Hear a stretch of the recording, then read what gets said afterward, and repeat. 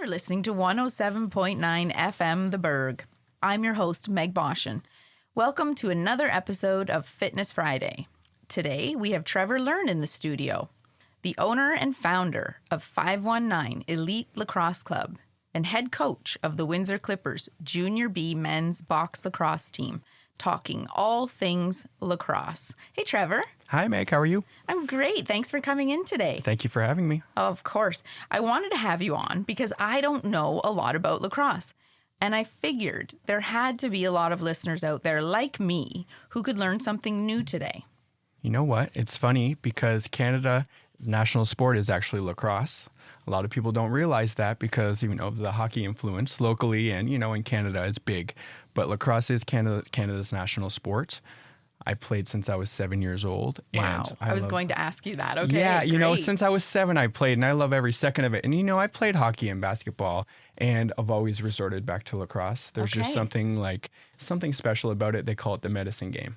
Yes, I researched that because it has such a rich history in Canadian culture, being the oldest organized sport with its origins in North American Indigenous cultures as early as the 12th century. Absolutely. Wow. What's crazy is they used to use it to train for battle. Yes, I read warrior. I'm like, you're training warriors. Yes. It's so funny. The biggest and oldest lacrosse company, or one of them, I should say, is actually called Warrior Lacrosse. And they've actually expanded into hockey and stuff like that too. But it's kind of funny you say that. I think I've heard of that, yeah. Yeah, Warrior Sports. And it's just funny because lacrosse, you don't realize, and then you get into it or you watch something online or on TV or something because it's all over ESPN and stuff now. And you're hooked. It's a beautiful mix of what I like to say basketball and hockey. It's very fast paced, Yes. Indoors. And I'd say, like I say, once you get a look at it, you'll be like, ooh, I like that sport. You're hooked. You're hooked. Yep. That's awesome. Yeah, I thought that was very, very cool. I honestly did not expect to find such a rich history behind lacrosse. Now, Trevor, would you say modern lacrosse then does maintain that same kind of spirit today? I would say so. There's two different types of lacrosse. What we play in Canada a lot more, I would say, is box lacrosse's indoor version. In the States and in Canada as well, there is a field lacrosse version as well. That's what a lot of the colleges are utilizing is field lacrosse. But what I coach with the Clippers and, in my skills camps is box lacrosse. So it's the indoor version. A lot more tight-knit, so these guys are, it's just like hockey, 5 offense, one goalie, and then we kind of, transition up and down the floor. We use the actual hockey pad, just remove the ice. Okay, yes, I did read that. Right, it's nice. It's good, that ball bounces like you wouldn't believe. And so there's some places, like in Six Nations, that they have a turf floor. Okay. So all year round lacrosse, and there's some places in Canada that have that. So you're actually able to play all year round because that's the caveat. Is unfortunately, there's not enough facilities to be able to play lacrosse all year round. Okay. Right? So. It's kind of the same in this area for soccer, like indoor soccer. They struggle to find fields. We have to get better at that. It's tough, but you know what? Dimashq FC opened up on Jefferson. Okay. And this is over the last couple of years, and that's been our biggest saving grace for our lacrosse community. It's where we train. That's where your club is located. Absolutely. Yeah, it's in the off season, right? So it's perfect because every other arena in the city is taken up with ice. Okay. Right. So for us, we were always trying to figure out where we're going to play in the off season, because not everybody plays hockey. You know, there's other things people like to do, and a lot of people just like to hammer home lacrosse and get as good as they possibly can. So they were having to go to the States and try and get into games and, certain situations, not around anybody else that they would know. Okay. Just randomly going on their own for the love of the game. Okay. But what I've done is brought them all together in the off season so they can play with their own teammates, and kind of build rapport and, start gelling for their regular season coming in the summertime. Yeah, and I was going to say, how do people get a hold of you, and how young do you start training? So I'll do all ages. Okay. I will, and it's for anybody, all ages, any skill level. Male, female, or male, female, great. because we do have a lot of lady lacrosse players in the city now. The Windsor Warlocks have opened up, quite a few women's teams, and now there's a Windsor junior lacrosse team. It's amazing how things have gone, on that side of things as well. Yes. Just to make sure all the ladies are involved, because like I say, once you see the sport, you want to be involved, right? So it doesn't matter where you come from, and it's a good tight-knit community. So once you're hooked, I think that's it. You're not going to want to leave. All right. I like that. So now another interesting, wonderful fact is you recently took on the role of head coach for the Windsor Clippers Junior B lacrosse team, of which you're an alumnus. Yes. I know you were really excited about that. How's that going? So for me, when it came to getting back with the Clippers, what it was an opportunity to kind of build on the existing legacy, I guess we could say, because they've been around for quite some time now, and we've always been a great team. So to have a hand in the development moving forward on, in any of these kids' lives, in the off season now leading into the Clippers season was super ideal. Just to be the guy in the off season, and then, the head coach kind of working with all of the same group. Yep.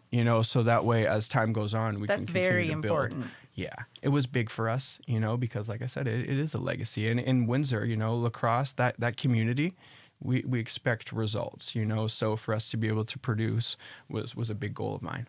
For sure. I read that. And I mean, coaching is not for the faint of heart, Trevor. Would you say that all of your years playing the game prepared you for that role, like this new role? It was interesting. For me playing, it was good because when I grew up, it was very serious and it was almost like lead by example type situation. That was how I took lacrosse. But then you realize like you want to go and have a lot of fun, but there's that fine line, you want to have some fun, but you also like winning's fun. Yeah. That's what I like really to say to the kids, which is kind of funny, But that's just the mindset, is just understanding there's so many different types of personalities that I grew up and played with. And there's so many different personalities now that I'm coaching, right? Yeah. So that is something that never fails, and you need to learn how to navigate that, but also use the different personalities to the team's advantage. For sure. Right. And just learning that and understanding, like my wife's actually, a high school teacher. Okay. So I take a little bit from her For too. sure. There's and, your coach. Learning. Yeah. She's my Mindset coach to coach. Yeah. Which is just, it's priceless, even little things that come up, navigating through issues and, questions or concerns, stuff like that, to be able to kind of bounce that off to her. She goes, oh yeah, I've dealt with this. Like you wouldn't believe how many times, That's with wonderful. the amount of people she sees, and she's so supportive with everything that I've been doing on the lacrosse side of things. So, in that regard, I go home and it's like, yeah, I still talk about lacrosse and stuff like that, but she's so supportive and all that. And I couldn't ask for anything more. Well, for sure. It ties you guys together because That's you're right. both dealing with young people that are influenced, and you have to be a role model. That's So right. I know you, Trevor, over the years, and I can't think of anyone better to be a role model than you. And I was so happy to hear that you were involved in that when I first found out, and that you now have this role as coach. And like I say, if anyone has a warrior spirit, it's Trevor Learn. Oh, thank you. That's so exciting. It's been great having you here today. And I hope to see you in the yoga studio very soon, as you know. You know it. That I'm opening. I will be there. Honestly, Yeah. It's so good. And I'm so happy that you're actually doing this, because for me and, the rest of the squad that I'm teaching, you could always be more limber or Yes. nimble. Nimble, limber, and learning again. We're going to take you're doing elite training. So my yoga studio, in a sense, for me is like an elite training facility too, because we're doing things differently.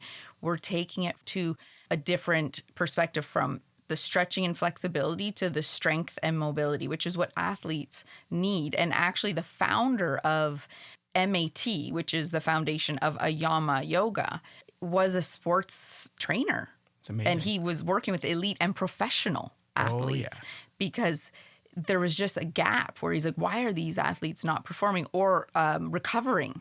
And he developed MAT, which is the muscle activation technique. So that's what we do in our yoga studio. And this is good for people with zero fitness to elite status, professional. And I'm hoping to get athletes like you, coaches like you, who can learn this and take it into their studios, their clubs, and really make everybody better.